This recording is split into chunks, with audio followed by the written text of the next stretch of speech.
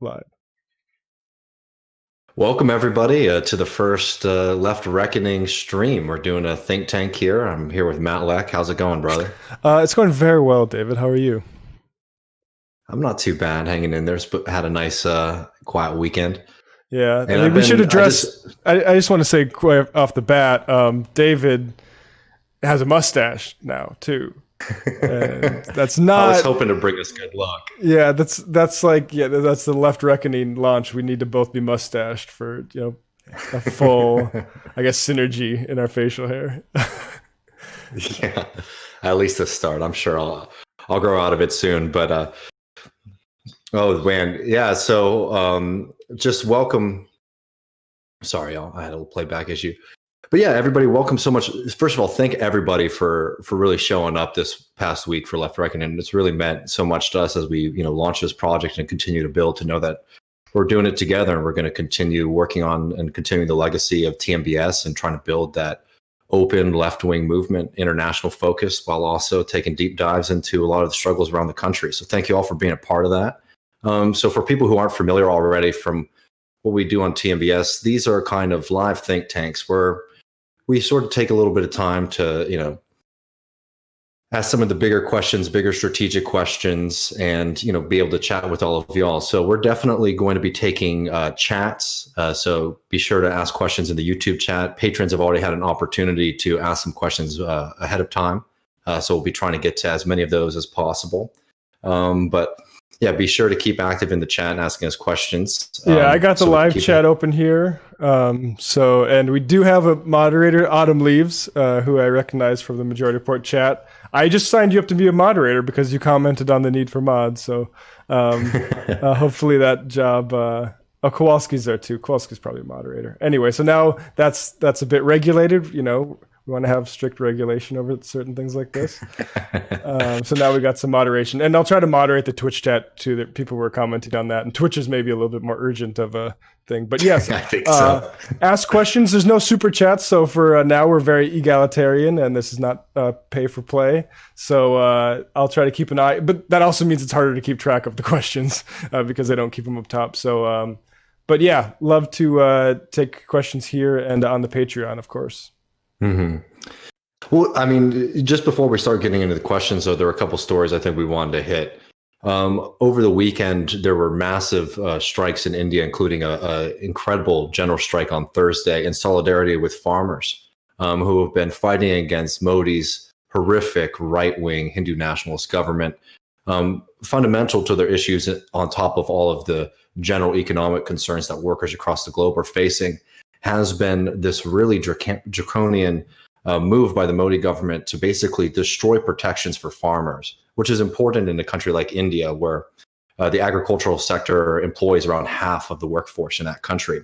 So for farmers there, they are able to protect their livelihood by having what is called a minimum income, a minimum support price. So when they're selling goods or agricultural products, they are not basically doing it at a loss or something that's unsustainable for them.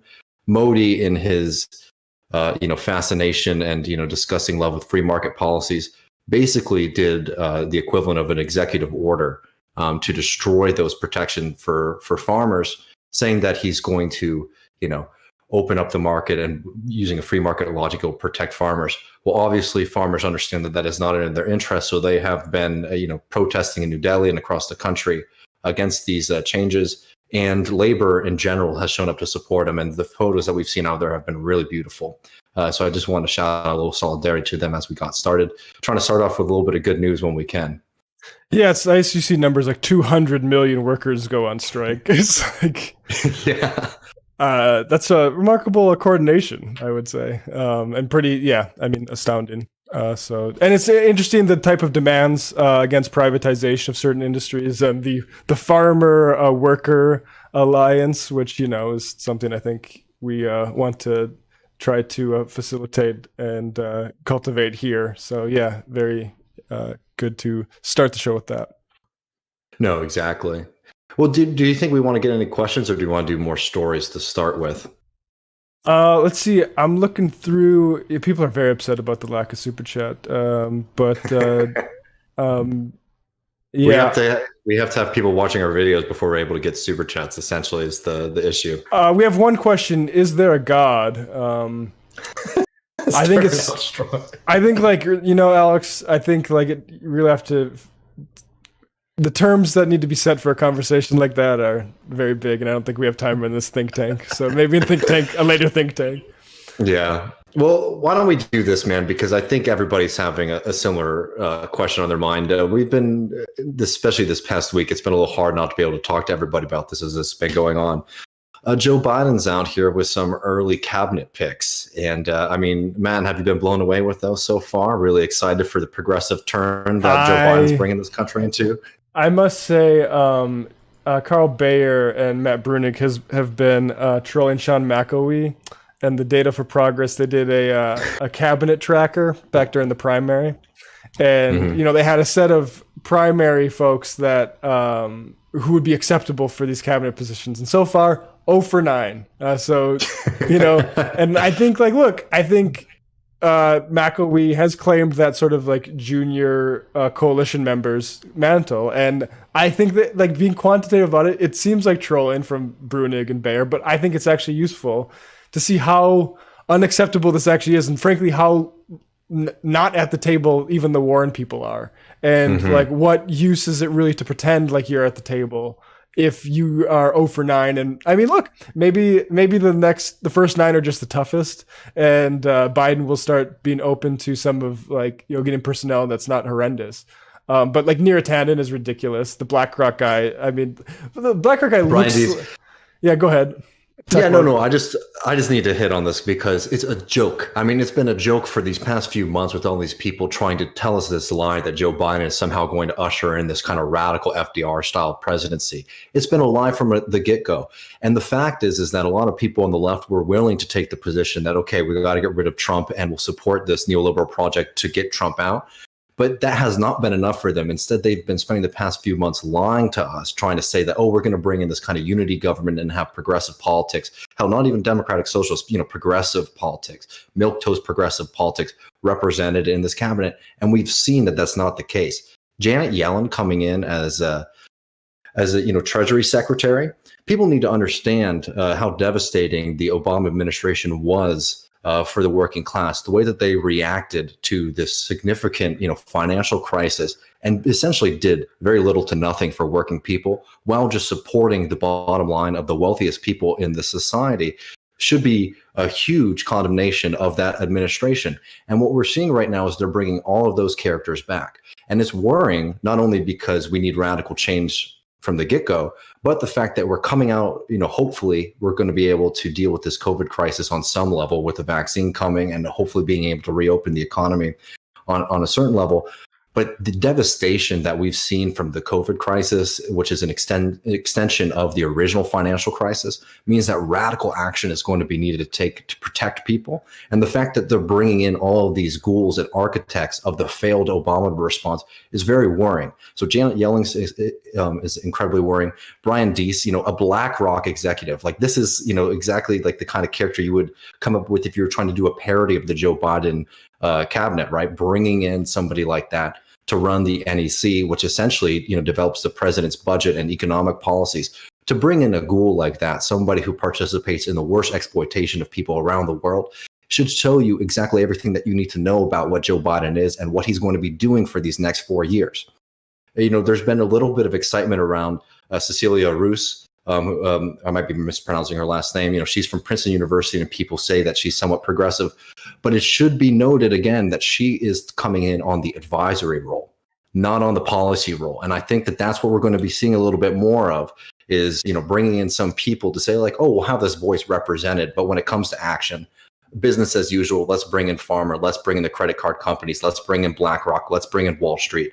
We need to, we've needed class war in this country for a long time. We've needed to be pushing back on Wall Street's power for a long time. And the people that they're bringing in aren't going to do that. That's the thing with the whole, we'll probably be if they do something like remotely, expensive on climate. That's the way they'll justify the FDR stuff. Like, look in raw numbers, but that wasn't all FDR did was spend money. He also literally attacked a class of people as fat cats. And but also I want to share this. I don't know how to share on Discord. Oh no. Well, I can put it up. You won't be able to see it, but the people Okay. will. But Carl Bayer's got, and people should really follow. This is really funny. I'll just read it for you. Update: political reports that Joe Biden will appoint Brian Deese to the National Economic Council. Deese was not one of Data for Progress's proposed appointments, which brings their record to 0 for 9, with 42 nominees rejected. And I think that's it. I think it's very useful for the left split that's going on right now to keep that knowledge, because this is how we're going to get. That's going to be a major propaganda line every single time. Like, these people actually care about, anything people are saying. And no, I mean, yeah. And people need to recognize what Sean, McElwee's been doing. I mean, it's a grift. This is somebody who is trying to fashion himself as the whisperer of the progressive movement so that he can get in touch with and have a relationship with very influential donors who are going to support his projects, right? I mean, this person, I'm sorry, I'm going to come out, strong on this, is a narcissist and is dangerous for our movement. This person does not represent us. And y'all need to not, be tricked by these people, because they will continue to sell you out.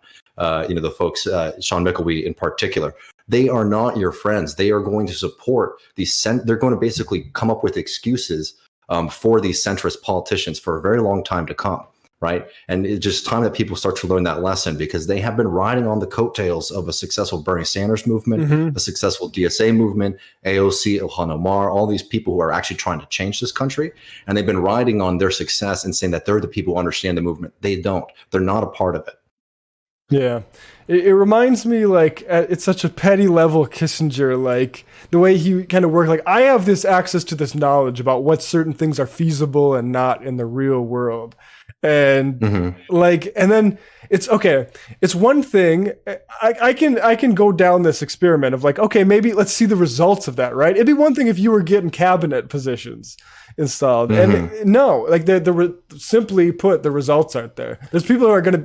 I'm persuaded enough that it's probably not a project even worth pursuing in the first place. But there's going to be a whole other people who think, well, maybe it's going to be effective, that inside out strategy, right? You need to have smart people on the inside. And it's like, they don't even have smart people. They don't have the smart people. The smart people that you think are smart people are like BlackRock executives and Rahm Emanuel. Like, that's the smart people. Like, yeah, it's pretty disgusting and depressing. And I don't think they're even going to come close to really, I mean, I hope we address COVID in a situation, but I don't know. I guess maybe that's a topic for another conversation. But it's funny to see them not, like, the Republicans say we can't allow Neera Tanden in because she's too online. Like, so many arguments are just plagiarized left Twitter things that they kind of got. Like, Trump does that every once in a while too. He'll have an attack where it's like, this is not something you sincerely believe. You just see like left Twitter making this criticism about Democrats. So you're like, yeah, Neera's too online, but frankly, a lot of people are, and that's not the main problem with Neera Tanden. It's like wanting to cut grand bargains on Social Security and Medicare, and like say we can plug this budgetary hole with Libyan oil well. like that. No, exactly. That in addition to the too online thing is what I have a problem with Neera on. I mean, it's so good, though, that they're bringing Neera in such an important position. Are you blocked by Neera? Yes, I'm pretty sure. So I'm not, but I don't really get into the spats and stuff online. But I mean, if you ever wanted any kind of, signal as to which way the Biden administration is going to go into, is that, they're bringing in literally a keyboard warrior against the Bernie Sanders wing of the Democratic Party, into a position of power. And on top of that, I mean, Neera Tanden is just such a funny character, I have to say, all the way through. But the fact that she changed her Twitter bio from a progressive to liberal, once she got the nod, just shows you how quick. I mean, this person was lying from the get-go, but it just shows you how symbolic and shallow all of their politics are. Yeah, and I would also say Neera is where she is because she's willing to go there. And whether that's attacking the left like she's been doing on Twitter for the past 4 years, or that's suggesting, we take Libyan oil wealth, or, do some sort of Social Security grand deal with the Republicans. And there's another thing, Patrick Blanchfield posts this on Twitter. I'll see if I can pull it up. Yeah, and this is another thing you won't be able to see, but I'll just pull it over my face, or actually I'll pull it over your face and talk about it because that doesn't make quite as much sense. Okay. Patrick says, I try to avoid this person and have only ever replied when she said something truly egregious, all of which original posts she's since deleted. This is the only one that's still up, and what it portrays about her ideas, not just regarding Terry stops, but COVID enforcement and cops is terrifying. So the tweet she posted was her quote tweeting Natalie Shore saying, let's not get cops involved in a carceral approach to mask wearing. And Nira said, I recommend the history of seatbelt use for these experts. As soon as it was the subject of police enforcement, adherence shot up 90%. And Blanchfield continues, I should also say this came during a peak of BLM anti-brutality protests, about which her other odious tweets, if I remember correctly, critiquing messaging, why can't they condemn looting, etc., are all gone. I should be clear about why I think, Patrick continues, I should be clear about why I think this is terrifying, not just obtuse. For decades, Biden has supported criminalization of all sorts and discretionary stops in particular. He also has repeatedly said he wants to give police yet more funding in 2021. This person will likely be head of OMB and coordinate expenditures on law enforcement, block grants, etc. The likelihood that any Biden COVID plan will thus incentivize police stops in a moment when more and more people and more poor and minority USA Americans will be living in public space / on the streets in HUD facilities is extremely magnified, as is the likelihood that we'll see an extension of historically Biden-favored collective punishments, benefit cancellations for families who don't comply. Encounters with cops may well multiply. You get the picture. And just another thing, but this is why she's valued. This is not a liability to the people who are making the decisions here. She doesn't give a F about that kind of criticism, and that's fundamentally, I think, the message being sent is that's how you just like going along with Republicans trying to overturn election results is how you make it in the Republican Party, and they're all given plenty of chance to demonstrate that. This is how you make it in the Democratic Party. Yeah. And, this is somebody being rewarded for, putting up the most, baseless attacks against the left. There's as if it was her job, because it really seemed like it was.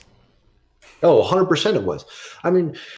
Y'all have to also remember that we are going to be entering into a very difficult time for the left on the national scale, because without having this kind of Bernie Sanders movement to be able to rally behind, we're going to have an uphill battle basically getting our politics, articulated in the national conversation, right? And that's why they've spent the devastation of the Democratic Party, by the way, destroying themselves when they were running in 2018 and in 2020, across the country for congressional races, attacking the left constantly, being so fixated on the left, and instead of focusing on, the reality of what Donald Trump represented, not the symbolic BS, not the kind of Russiagate excitement, random stories that they were trying to push.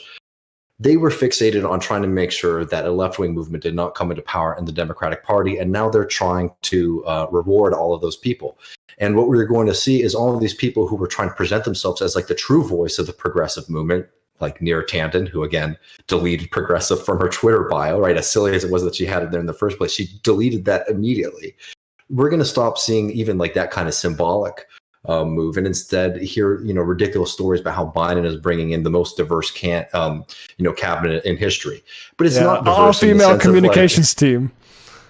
Yeah, and it's not diverse in the sense of ideology. They're going to bring in the same kind of characters who were the architects of Obama's failure to take care of people after the financial crisis. They're going to continue this war on the left, right? And it's just, we have to be prepared for it. It's a very frustrating moment. We should take a couple minutes, as always, to laugh at how hilarious people like Nira Tanden are. But these people are coming to power, and we have to deal with how to fight with them, because the stakes are really high right now. These are some very serious months coming ahead of us when it comes to trying to rebuild on some level after COVID. And the fact that you have somebody like Nira Tanden who wants to push police to be able to make arrests on people for not for not wearing the masks. That's exactly the wrong kind of policy. What you need to do to deal with the COVID crisis is pay people to stay home and give them health care.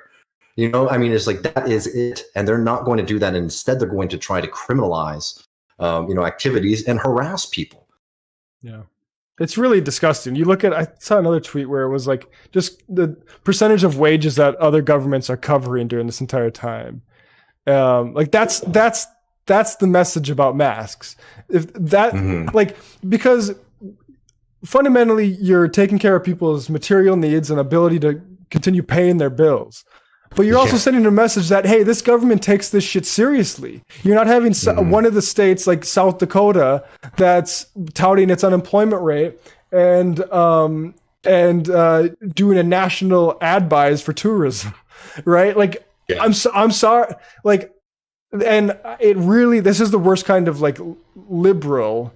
And like, I guess like I don't have a whole lot of stock in progressive, but I'll appreciate her, going even to a worse word, because I do think the difference is like the distrust of the people, and that's fundamentally where Near is at. You can't trust them, cop them to death, basically, if they're not wearing masks. When it's the only message that we had sent about COVID is there's no NBA games anymore, so maybe it is a little bit serious.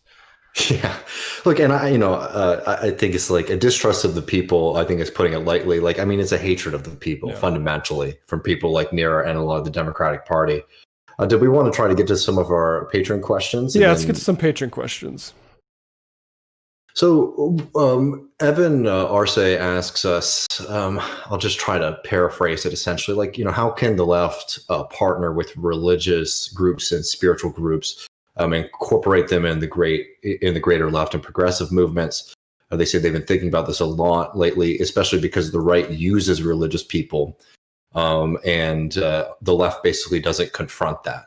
So that's essentially the question. I don't know if you have, we talk about this a lot on this show. Like, I think Matt and I are of similar minds. It's like, there definitely is a role for people, communities of faith or whatever. And there are groups that are out there, somebody like Cornel West, for example, who merges like left-wing politics with Christianity. I think that's great. Somebody who's very much in their faith, like Ilhan Omar, I think is great. I don't think that, the left actually, refuses to allow those people to be a part of their movement. I think the reality is that the evangelical movement in the United States is a particularly right-wing one. And they made a deal with the Republican Party that if they could get their kind of social conservative policies to be mainstream parts of their platform, they'll support them even if they put on a completely obviously unchristian, immoral person like Donald Trump. Yeah.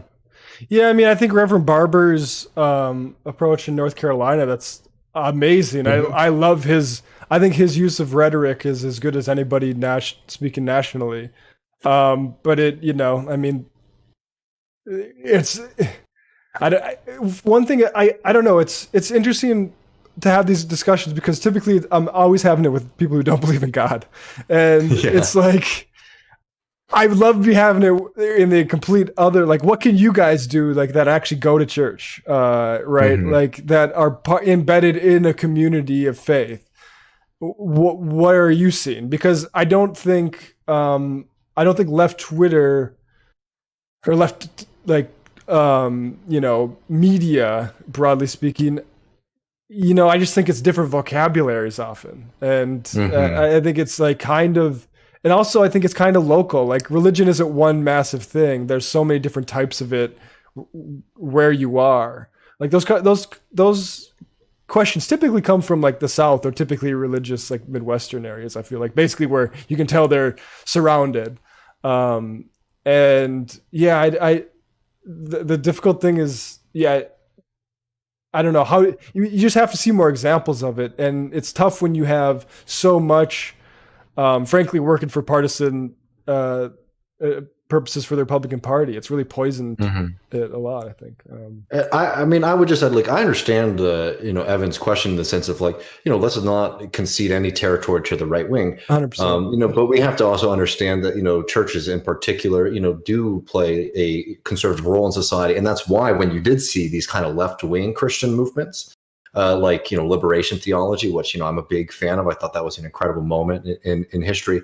Those people got kicked out of the church. Right. So like, you're going to have to see members of those communities actually, as Matt was saying, fighting for the, fighting to, against the power structures in the church and all those, communities that pushed the congregants to vote conservative, vote Republican. So like, look, open arms, man. And I loved seeing the work of people like Barber and Wes and all these people are pushing for it. And I want to see that work continue. But it's just there's nothing that we're going to be able to like adopt, for example, as like a platform. There's already something we have adopted, which is that we don't antagonize religion for antagonism's sake. I think maybe if we were 10 years ago, we could have been doing that, right? Like the atheism stuff, that's what new atheism was. I mean, I think that was, that is something like with Michael, we talked about all the time, is like, there's nothing there. There's no there, that you're not winning anything. Which was such an end of history discourse in a lot of ways, essentially that like neoliberal capitalism is ascended and this is the final form of human society. So now we need to push back against religion. Yeah. I mean, that was just a kind of depressive, philosophical position, I think, in a lot of ways. 100%. So I have more patron questions unless you saw anything in the chat. Let's go with more patrons. Okay. This is more of a suggestion than a question, but it's from Matthew, which is, have either of you engaged with the work of radicals like Cedric Robinson or Robin D.G. Kelly, who Cornel West has raved about? Cedric pioneered the discourse around racial capitalism and has some very interesting ideas, and I don't think gets enough coverage in left media. And there's a second part of the question I'll get to in a second. I think I haven't read Cedric Robinson's Black Marxism before, but that definitely is on my list. Definitely somebody who has my utmost respect. Robin D.G. Kelly, I believe, is the author of Hose and Hammer, or Hammer and Hoe, one way or the other, about Black communists in Alabama, which I think is a great tradition and something I think very much in the vein of what we're trying to do at Left Reckoning is like reclaiming that history and also building on it and bring it up to the forefront. So that sounds like something that I'd love to be able to build some content around sometime soon. Yeah, I forget what Cedric Robinson, it was like, I've kind of touched on, and Robin D.G. Kelly is a great labor historian. I have something of his on Audible, I'm sure. It is, let's see, Robin. I mean, we've had him on MR a couple times actually, but here he is. Organized Labor and the Black Worker. Yeah, big old with the by Philip Foner. I think maybe he does the preface on that, but he also does Freedom Dreams. And Hammer and Hoe. Oh, Hammer and Hoe is on Audible now. That never used to be the case. So I'll be getting that. But yeah, that's a pretty key, I think, leftist text. If you're going to put that would be in like maybe the top 20. I think so too. So yeah, great question. We have one in the chat that I'll bring up now, and there's plenty of patron questions we can get to too. They said, Isaac, I'm sorry, it scrolled down so I can't get your last name, but essentially the question was like, what part of the world, international community, you think is the most ripe for left-wing movements? That's a good question. What do you think? I mean, I have a cheap answer for that. I think everywhere, right? Okay. I think what we need to be doing is actually not picking certain terrains that we're going to have these fights. I think, for example, even in the United States, I don't think we need to be taking positions like, oh, we're only going to focus on New York, or we're only going to focus on California or Chicago, or these big cities. I think we need to be preparing to win everywhere. Places, I mean, I think South America right now has the most opportunities for legitimate left-wing projects they're already existing there and to continue to grow and emerge from. I have a lot of like institutional knowledge about what this struggle actually looks like and what they'll throw at you. Yeah, so I think South America is obviously a part of the world that we can, learn a lot from, as is, people continuing the struggle across the continent of Africa. India, as we were talking about earlier, on the show on TMBS a bunch of times, what's happening in Kerala is a great example of, opportunities. Obviously there's a lot to learn from movements in China and as well as across here. I mean, there's stuff going on everywhere that's really encouraging, and we just have to have a kind of broad view of things. I don't subscribe to a kind of thesis, though, that like socialism is only going to be possible to be built like in the third world, and then it's going to basically come into like the imperial core. I think we should, because I think it lets us off. Right. I think it's a kind of escapist fantasy for people who don't want to actually participate in the real hard work of building politics. Yeah, it's great from an observational standpoint. I'm just going to watch this. I got all the streaming channels. Yeah, exactly. Get going. Go Belarus. Come on, get it. Like, I support that. I'm not against it. I'm just saying, like, if you're sitting here and you're watching it from the United States, we have listeners from all around the world, which is great. But if you're listening to the United States, Canada, United Kingdom, across Europe, you got to do the work too. And the way this is going to work is if we have all of these different sites of struggle so that they can't locate and pin down and, destroy one movement at a time. If they're having to put out fires all across the globe, that's going to be the best situation that we have. Yeah. Yeah, absolutely. I mean, that's but like when you ever read about rulers in the past when they've been trying to like manage situations, it is all like, oh, I've got to deal with this and that, and we need to give them more of this and that to deal with. Yeah. Oh, there's one just technical question I wanted to answer from Jules, who said, "Is Left Reckoning set up for Patreon, and is this stream daily or weekly?" Yes, we do have our Patreon. It's patreon.com/Left Reckoning. And just programmatically, we're going to be doing a lot of these kind of streams. I'll definitely in the long term, I'll be doing at least one weekly Griscom stream. I'm sure we'll be doing a lot of think tanks. In the month of December, as we're doing a kind of soft launch, we're going to be doing a lot more of these streams and also streams on Twitch. And we're going to start doing, more traditional TMBS style main shows on the Left Reckoning YouTube channel, Thursdays at 7 Eastern. So those will be shows, we do a couple segments, have guests, interviews, and things like that. So in December, it's going to be a little bit, unstructured. We're going to be doing a lot of these streams, try to give everybody as much, notice for things, and also hopefully a couple of interview segments as well in December. And then January will be, the kind of, hard launch where basically every Thursday at 7 Eastern, we'll have a proper show plus post game and all of that. And definitely, if you're able to, support us on Patreon, we definitely want to, especially in December, build out as much content for our patrons as well to, appreciate and, their support, going forward. And it's really meant a lot, so much, all these people coming together. I think we're going to try to launch our Discord soon, too, so we can continue to, build the community out there. We want to continue the community of TMBS over here at Left Reckoning. Yeah.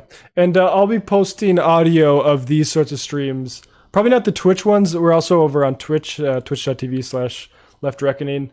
But for this sort of thing, we'll be posting this for the Patreon. I don't know. Maybe we'll do a public Twitter feed once we launch the main show late in like a month. But for now, the audio will be, especially if you wanted to like listen to this on audio, for patrons, patreon.com/Left Reckoning.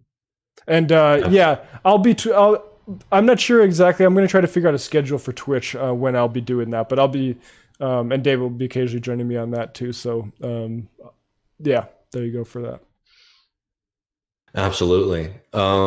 Somebody asked a question in the chat. JB said, what parts of the South, and specifically Texas, are ripe for socialist organizing? I think in general, the state of Texas is pretty ripe for it. We've seen a lot of success in the city of Austin. It's going to be difficult on the congressional map. I'm just going to be honest with everybody. Those districts are really, really designed to sort of push back, against progressive organizing, but we have to keep trying until we can break through.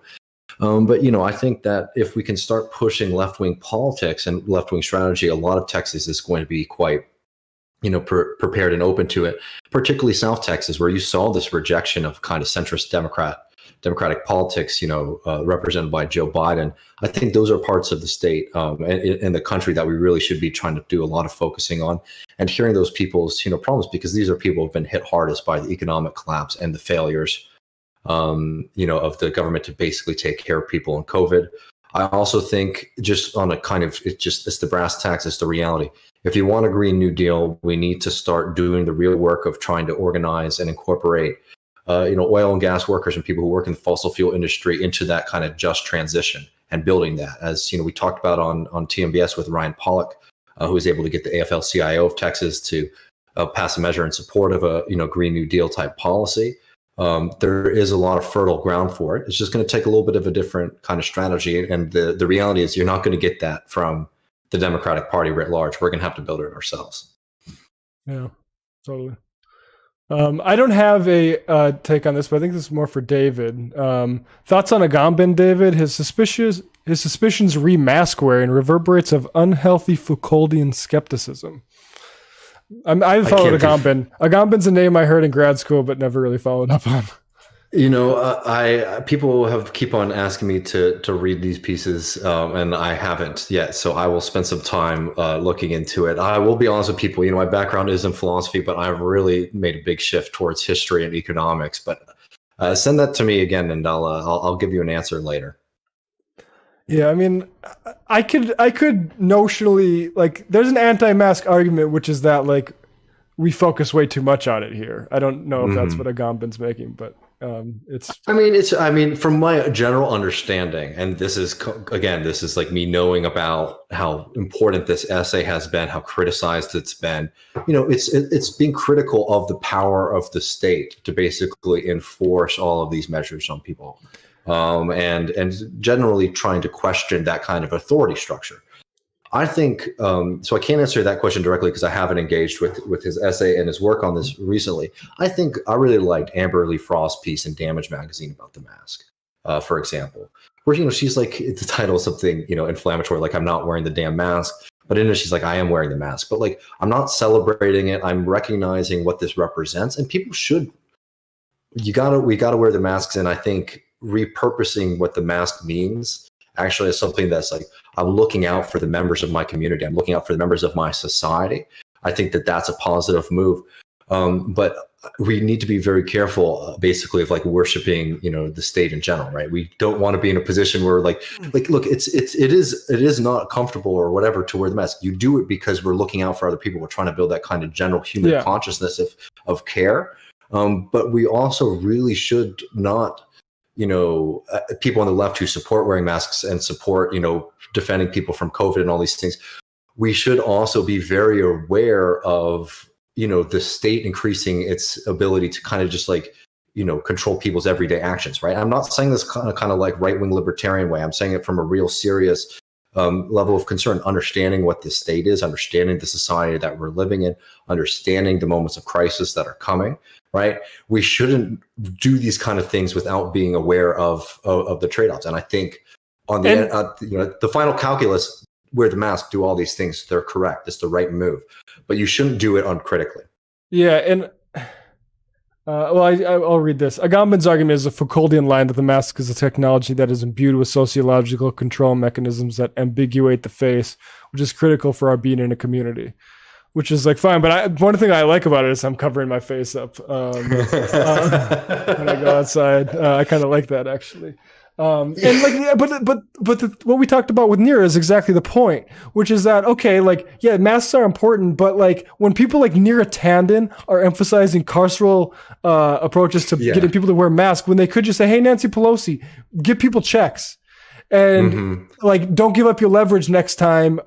You have the Republicans over a barrel for corporate stimulus, like, or message things appropriately, right? Like, or do something besides blame the people that you're like meant to be appealing to for politics, right? I don't know. And instead, there's a project to manage them, and people respond to that, and they respond dumbly. People should wear the masks. People should probably even wear masks indoors.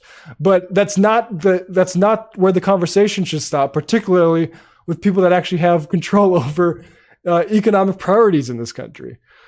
Yeah. And you should see, think about how bad most state governments have reacted to COVID, even in like liberal states. Like New York was a disaster, for example. And just think about the people who are in control of these states, and there's just an almost immediate ability to, wield very serious power in society. That's something that we should question when you have people like, Governor Cuomo in New York, or Newsom in California, who the people who are behind these levers of power. Like we should be, saying, okay, there should be a left critique of it too, not of rejecting, the science and what we need to do medically, but also understanding that these are increases of state power and state authority, right? And that's something that, I think that we should make sure that we're also doing too. It just fundamentally is like, even if you weren't putting a moral judgment on it, this just is what happens in pandemics. Pandemics are massive, like wars, massive times where the state gets involved in, frankly, surveillance. That's what happened. Like, I did this for Literary Hangover, but like when there was Defoe has a plague journal, and it's like it's all about how they had to organize watchmen for every neighborhood, and the watchmen kept getting murdered because people didn't want to be watched. I mean, it was pretty real back then. And also the watchmen were like just part of the community that were there. They weren't actually like, you know, royalists going out there. People needed money. Like all of the elements are kind of there, but yeah, it seems a bit ridiculous. I mean, I don't agree with Agamben. I think fundamentally that, at least that summary of it, I think I like covering. Again, I think my favorite, again, like I haven't read Agamben's piece yet, and I know it's been very important. A lot of debate has spurred out of it. My favorite kind of critical piece about COVID was Anton. It wasn't even critical. Anton Jaeger, who is a really great thinker and writer, does a lot of work on the populist movement and on populism philosophically. But he wrote a great piece called it's in Damage Magazine again, which is a publication I really enjoy. And it's titled something like, I think it's going to take a long time for history to start again, and makes a really compelling point that what happens with the lockdown actually is the encapsulation of a lot of like the neoliberal ideal, in the sense that you have people, they're pure consumers and they don't socialize. Right, they're completely isolated as like an individual unit or family. They work on their laptop, and then this underclass of workers is coming and providing them with food and delivering them supplies and all this kind of thing. He makes a great point that, you know, the state was much more set up for this kind of neoliberal hellhole version of a lockdown than what we would argue for, which would be paying people, taking care of people in this situation, right? And means that there's going to be coming out of this, like we're going to, I think, be in another real moment of real serious political and like philosophical struggle. Yeah. Any more patrons? Oh, definitely. This is a longer one, so let me try to summarize it. We talked about this a little bit earlier, but Abe brings up an interesting point here. They are talking about, you know, how there's all this punditry focus on how diverse Biden's cabinet is. And, you know, excitement around that. But then they make the point that if you judge his cabinet merely on socioeconomic status, I'm betting the diversity with other cabinets, even Trump's, is largely reduced. Yeah, that's the thing. I you know, not to be an anti-IDPOL, you know, guy, but when we talk about diversity, that is honestly, that is, if everyone's from wealthy backgrounds, you're not getting diversity. That's like you're excluding a very, very, very key component to diversity that actually makes the study of a lot of those components urgent. Right? Like the class element is why, like the economic deprivation of classes of people is why I think that's why like racism against white people isn't taken as seriously, even by like, right? Like, because they're not economically deprived as a class. And like, so I don't know. I think it's pretty telling when that is the part of sectionality that's never, you know, involved in these sorts of corporate discussions. Is, oh, this person went to like public school and like a state school, right? And I mean, it just doesn't happen. It's everybody is from very, like, it's all, you know, person. And I think that the way that you phrased it, the questioner, Abe, phrased it up front, I think is a good place to start with saying, like, you know, I don't think that there's probably going to be a lot of economic diversity in this grouping. And I think that that's something that should be represented as well. I think that's a good place to start a conversation. And they say, like, how do you guys navigate the class reductionist accusation? I mean, you know, I think that, you know, I think any thinking person can understand that the amount of money that you make and your ability to access healthcare, housing, and be able to afford to travel, to have a car, to have children, to do all the basic necessities of life is a very important factor in somebody's life. And I think that it's, you know, about time that people start recognizing that amongst, like, you know, liberals who refuse to deal with it. I will also say, and because I don't think that the way that we beat this kind of empty neoliberal like intersectionality is with our own kind of like Marxist intersectionality, because, you know, there's plenty of people who grow up in poverty as well and have that experience who turn out to be complete class traitors. I mean, think about that idiot J.D. Vance, you know, who wrote Hillbilly Elegy, you know, a completely tone deaf, irresponsible, extremely conservative too. I mean, effectively, what that book is about is like, oh, these people have a bad culture, they don't have good work ethic, so they don't understand how to transform. And there's a big part about it, like, oh, it's that the problem with people in these former coal mining communities is that now all these men are just too macho and they're upset to have to work service jobs, right? I mean, like this is empty criticism, but this is somebody who claims, we can argue about how legit his claim about where he comes from and his experience are, which I think is valid.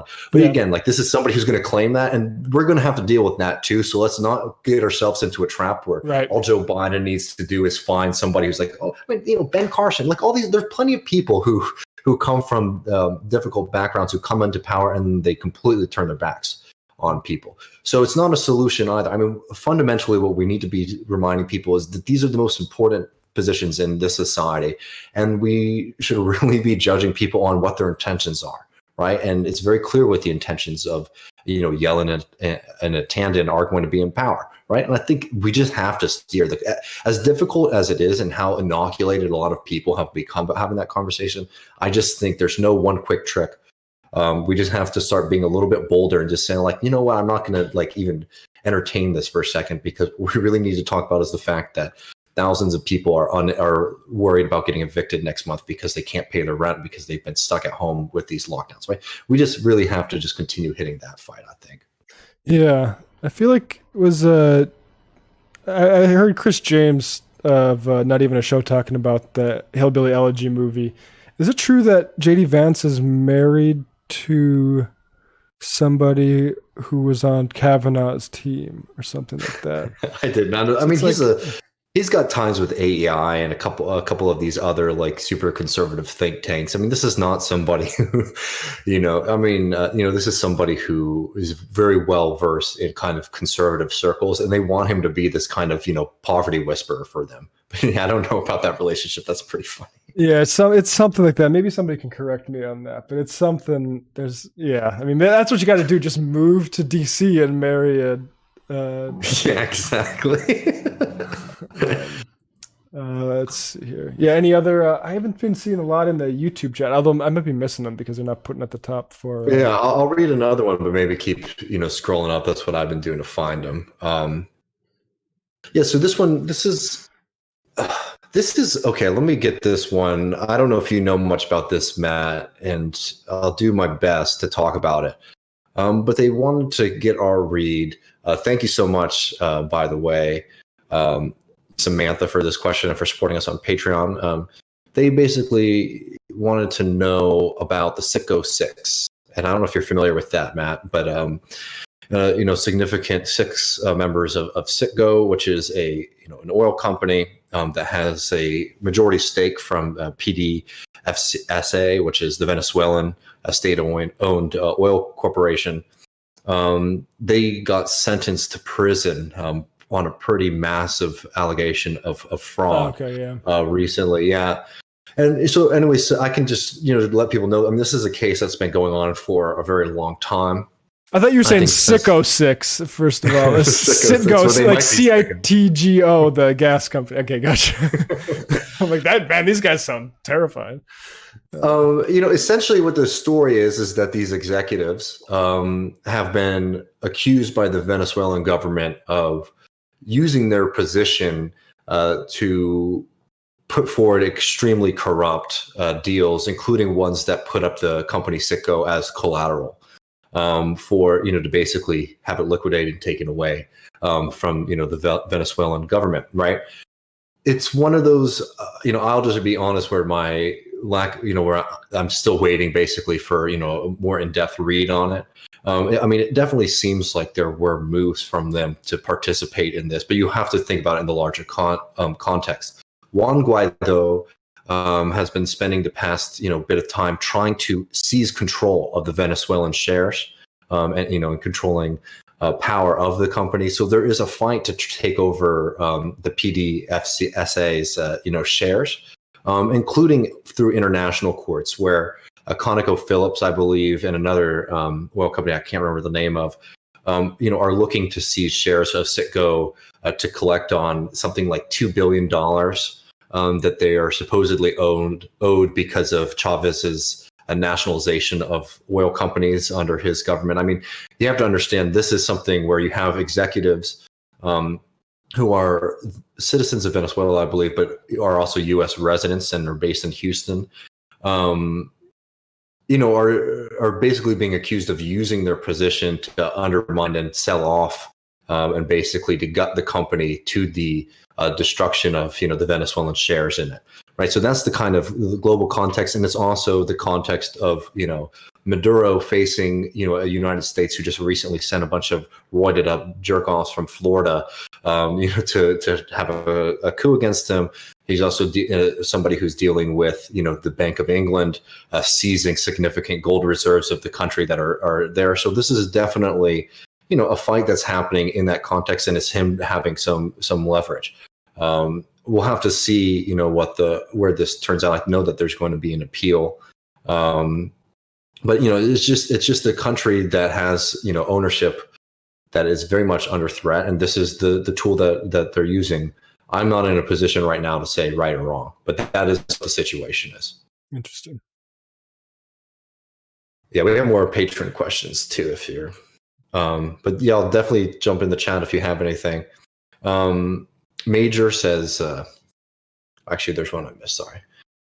A gang of greenhorns says we have 10 years to cut our global emissions in half, and the last year has shown a level of incompetence within the United States that even the most cynical underestimate it. What's our path forward?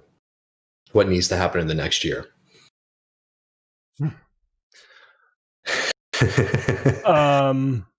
I mean, I guess the question is, like, I think people like Joe Biden hear that question, say we need to hit that or what, and yeah.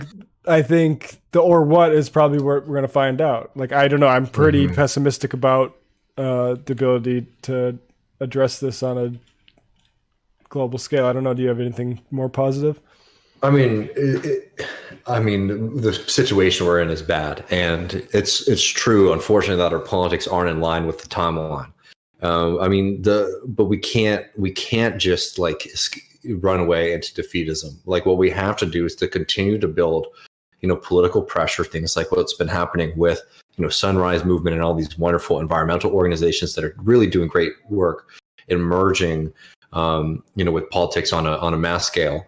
That is something that we definitely, if you're able to participate in that's something to participate in. I think the only way we're going to see the needle move on this, though, is if we really, really start focusing on building community and politics with, oil and gas workers in the United States. Because for people who aren't familiar, this is an industry that is under threat. At least the livelihoods of those workers is under threat. The COVID crisis has meant, because of the lack of profitability in oil, massive layoffs. And a lot of people who are working in that industry are seeing their coworkers being laid off. So they don't feel very secure in their work. That's a labor opportunity for us to start building our argument to them that, we want to move to, a green economy. We want to pursue a Green New Deal. But we want to do that in a way that has a just transition and not only includes you, but has y'all as leaders in it. Not the executives, not the speculators, the actual workers who make that system function.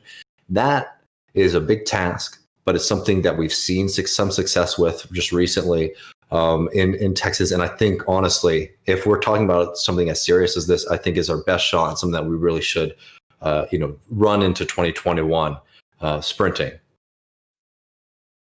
I found one from Dave C. here. Matt and David, do you have an opinion on cryptocurrency and decentralized finance? I don't have much of one, I'll be honest. The Bitcoin stuff was pretty big when I was starting this job 4 years ago. Mm-hmm. I don't know. I haven't heard much about it. I haven't seen a whole lot of transformative impact besides, people's ability to source drugs, which is nice. But for them. But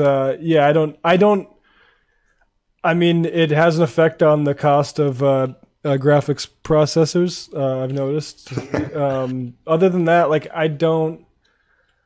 I think it's a problem when state Republicans say they want people to start paying taxes with Bitcoin. I don't like that. That's about the extent of my policy, I guess, opinion. Yeah, I think, I just think it's worth noting there's a difference between blockchain technology and Bitcoin, right? Before people jump on me for this, no, like Bitcoin is a speculative asset. Any kind of story we're hearing about it being a tool of liberation, I think is very misguided. We want to be I'm somebody who very much believes in democracy and socialism in the sense that like I want to bring power to the people. We want to have control over currency. We want to have control over our monetary policy. And you need to understand that the right wing for a very long time has wanted to take that control away from the people, away from governments, and to put it into speculative assets. That's why people like Ron Paul are so fixated on a gold standard, right? That is not a better way to run the economy, but it is a way that prevents the many from being able to deal with the inequities of our system, right? And Bitcoin, I don't think is anywhere near, or I don't think actually is going to approach a alternative. But the kind of libertarian fantasy that will have a decentralized currency and that will replace fiat currency, and that'd be a good thing from a kind of general historical political sense, I think is incredibly misguided. And fundamentally, Bitcoin, it is just incredibly wasteful of a process. Yeah. I think that there's definitely so is blockchain. Isn't that blockchain too? Yeah. I mean, that's how it functions. Right. But because it's on such a mass scale and because it is so valuable, I mean, the amount of energy it takes to produce, is exceptional. So look, I don't find it to be something that has been particularly encouraging on a kind of like left-wing, political orientation. I know some people have made some money on it. And, I'll get spicy. Early adopters, just like, why not have fun? I don't care about that. I'll get spicy about it. I feel the same way I feel about aliens. It's like affect my life. Blockchain's never affected my life. Like we hear I feel the exact same way when you hear all these pilots saying, look, there's UFOs out there. And like, I think they might be seeing stuff, but guess what? Not having any impact on me. When I see, a blockchain come in and affect my life, like maybe it's out there doing stuff in certain applications and I'm just not aware of it. But like, I heard an awful lot of talk and I pretty much am writing that down to, I have someone that would like to sell you it as well. And you give me real money for it because that's how good it is. And I think that's why, fundamentally, I think it's kind of, the speculative little asset on top of technology that like I understand theoretically, but like, I don't know. Let's see it happen. Let me see it. Yeah. Let me see the blockchain affect me. So another patron question. I won't read their name. I don't know because it's sort of a personal question. They asked if, is it okay as a political choice or as a part of like their political life for someone to concentrate on pursuing a high-paying career with the intention of financing other people in their endeavors? I won't give too much about this person's particular circumstances, but they work in specialized IT role, and they have the opportunity essentially to make more money, and they're sort of judging that and wondering if it's something that they can still be participating in the struggle, especially because it means that they would have less time to actively participate in the struggle. And they also want to note that none of the projects or the work they do contradicts their political views in the sense that they're not doing anything. They're not McKinsey consultants. Yeah. About how to stop the left. Like, I'm telling you, I'll put you at ease. I don't think that is necessarily a problem, especially if you're wanting to, participate and help, increase everyone else's standard of living. I don't think there's anything wrong with being a class trader. I don't think that you gain anything, for example, by like turning down, a salary increase at your job, right? Like that's not proving a point, for example, right? Like I think that, take the opportunities and, take care of yourself and your family and take care of, the community and people at large if you can. I mean, we need more class traders out there and we need more people who are involved in key industries too. I think that's not necessarily something to be worried about. I agree. Yeah. I don't really have anything more to say. I think that's a perfect addressing of that, which is fairly common. I get it. I understand the conflict that you might have, but I'm telling you, any reasonable left-wing person, I think, would say the same thing. Yeah. Yeah, you don't need to lose the like well-paying job just to be another leftist with wish they were in that problem. Yeah. So this is going to be the last of the Patreon questions. So if anyone else has any good questions, put those in the chat so we can get to those before we Also, log off. Thank you, Jack. Okay. Jack just said became a top tier patron. I just want to recognize that, Jack. Thank you. Thank you, Jack. Really appreciate that. Okay, this is the last question. It's an interesting one from Justin, who says they're excited about the new venture. Thank you so much. One thing that they've been thinking about, inspired by our friend Daniel Bessner, is that the left needs to build institutions to develop strategies and policies that we can take with us into power. What are some left institutions right now that we should be checking out? And if you could develop one besides Left Reckoning, what would it be? That's a good question. I mean, I think people should. I re-upped my DSA membership a while ago. I think people should do that. I don't participate in the weekly stuff, but I mainly because I feel a bit of a conflict being recognized, especially now people recognize me in Brooklyn. Like I don't want to go there and be like, oh hey guys, this is my first meeting, but you know what, we really need to focus on this or that. Yeah, exactly. But yeah, I don't know. What do you have to say?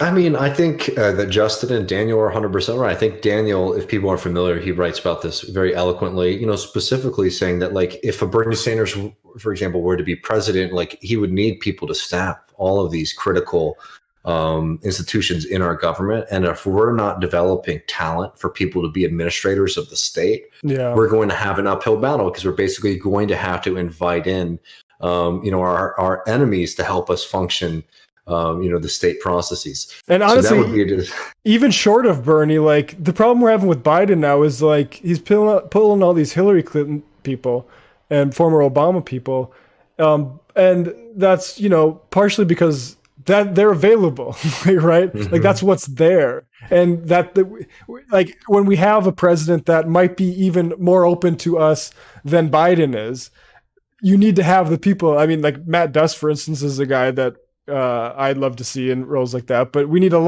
awful lot more people like that. What do you think that any specific, like, I don't know, like institutions that we don't have those kind of think tanks. I know Matt Brunig does interesting work at his outfit, and I know Daniel's been trying to build the consciousness.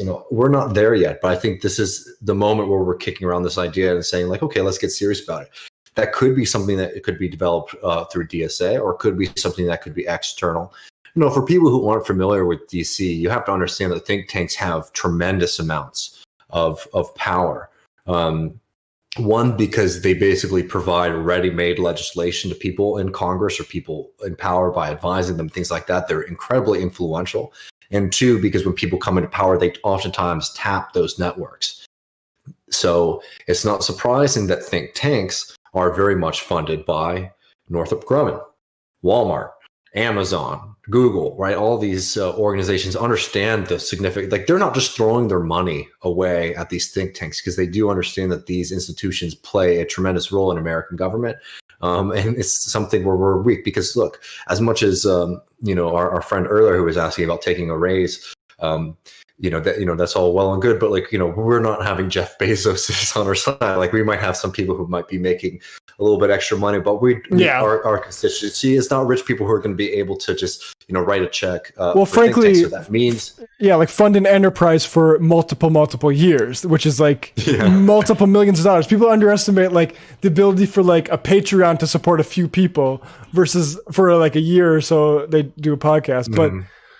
Like these enterprises are massive. There's a reason like Qatar is taking meetings, or Center American Progress is taking meetings with Qatar. No, exactly. So it's going to have to be grassroots, and that ain't easy, but these are the kind of strategy conversations that we need to have. I also just am going to make a kind of plug in general. Like I think it's worthwhile to continue to support all these left-wing publications out there, because not only are they great for continuing to get our message out there and to reach more people, but having a kind of shared intellectual space where people are arguing ideas has been really important in developing our politics. And we do have a lot of people who are able to develop their ideas and also get themselves sort of introduced to the left-wing movement at large, who could be one day future leaders of or members of an administration. So those are right now very important places that we have. It's not a solution; it's a placeholder until we can build those homes for people. Yeah, 100%. Any other? Right. Will the Eagles cover tonight? I don't know. I haven't been following football tonight. I have been playing Madden a lot more, and not watching the real thing. I hope not. I hope the Eagles go down tonight. We're seeing NFC East has been a real disaster. Wow, that's a surprise.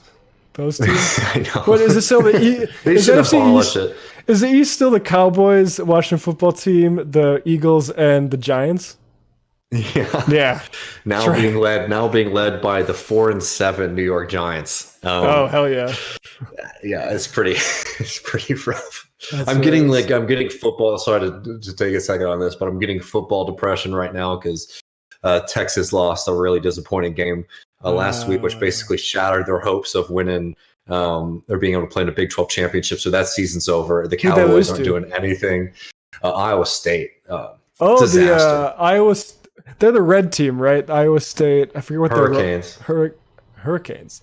No, yeah. You don't get hurricanes in Iowa. Call them up, man. Well, okay. Well, on that note. But anyways, devastating. So I'm getting that kind of depression now, realizing I have to wait another year to be able to watch any of my teams. Cyclones. Okay, not hurricanes. Cyclones. I was just going to say. Cyclones. Sorry. If a hurricane makes all the way to Iowa. Good call there, yeah. I should know better. But all right, folks. I'm going to do a Twitch stream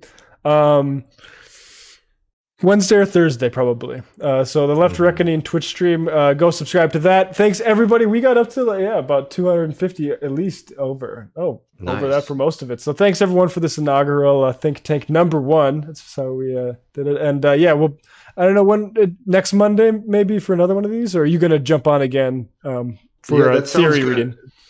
That sounds good. I might do a Griscom stream on Thursday, I'm thinking. But let's do another one on Monday. All right.